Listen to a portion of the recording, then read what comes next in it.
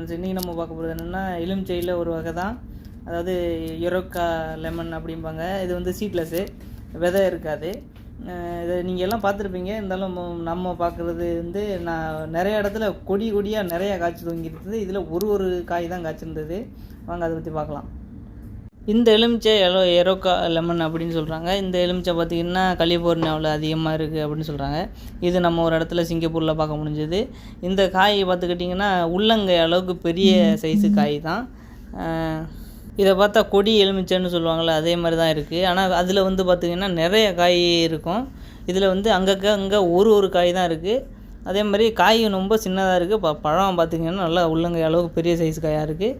அதே மாதிரி இதில் விதை எதுவுமே இல்லை. அரிஞ்சு பார்த்தோம்னா தோல்லாம் திக்னஸாக இருந்துச்சு.